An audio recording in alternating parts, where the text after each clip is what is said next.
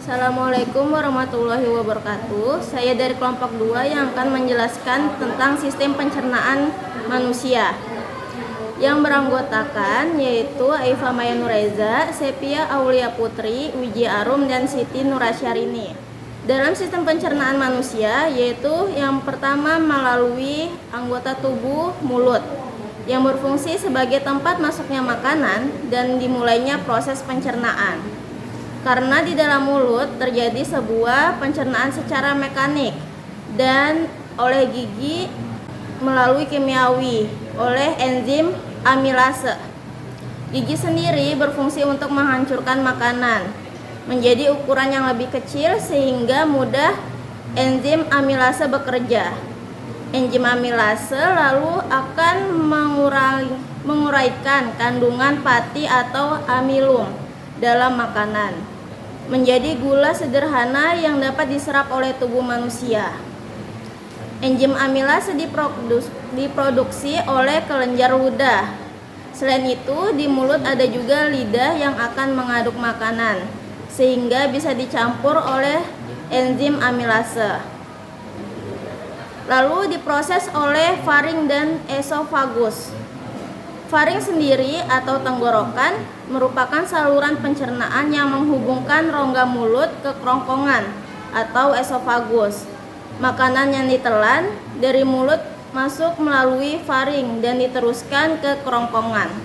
Pada dinding kerongkongan terjadi gerakan peristaltik, yaitu gerakan meremas-remas yang mendorong makanan menuju lambung.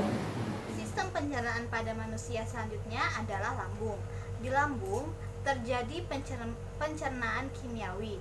Jadi makanan akan dicerna enzim dalam getah lambung yang dihasilkan oleh sel kelenjar dinding lambung.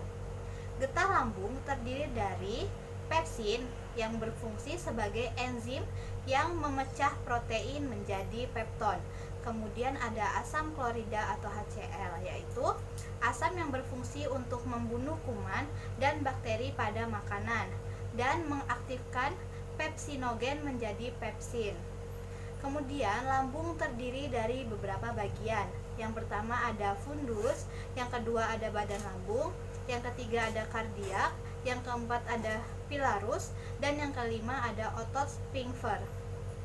Kemudian fungsi lambung yang pertama adalah mencerna protein, yang kedua adalah menyimpan makanan, dan yang ketiga adalah mematikan mikroorganisme berbahaya yang ada di lambung. Kemudian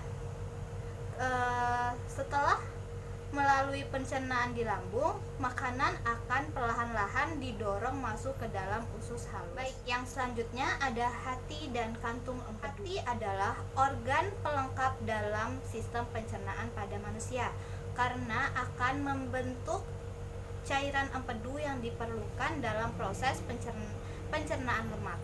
Kemudian, empedu tersebut lalu akan ditampung di kantung empedu sebelum digunakan di usus halus. Jadi, kantung empedu fungsinya menyalurkan empedu ke usus halus. Kalau hati berfungsi untuk menghasilkan empedu. Selanjutnya, pankreas berfungsi untuk memproduksi enzim pencernaan untuk mencerna karbohidrat, protein, dan lemak di usus halus. Selain itu, pankreas juga akan menghasilkan senyawa bikarbonat yang akan menetralkan makanan dari lambung yang sifatnya asam sehingga tidak melukai dinding usus halus. Di bawah ini ada gambar letak pankreas, hati, dan kantung empedu dalam tubuh manusia. Selanjutnya kita masuk ke usus halus. Usus halus merupakan organ pencernaan yang terletak di antara lambung dan usus besar. Bentuknya berupa saluran dengan panjang sekitar 670 cm sampai 760 cm. Nah, usus halus bisa dibedakan lagi menjadi 3 bagian, yaitu duodenum, jejunum, dan ileum. Kita masuk ke usus besar. Usus besar adalah organ pencernaan yang terhubung dengan usus halus. Sisa makanan yang tidak bisa dicerna dan diserap tubuh lalu akan diteruskan ke usus besar. Ini karena usus besar berfungsi untuk membusukkan sisa makanan tadi membentuk feses dengan dibantu oleh bakteri Escherichia coli.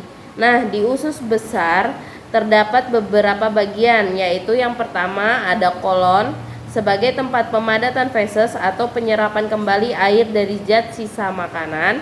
Yang kedua ada rektum sebagai tempat menyimpan feses sementara waktu.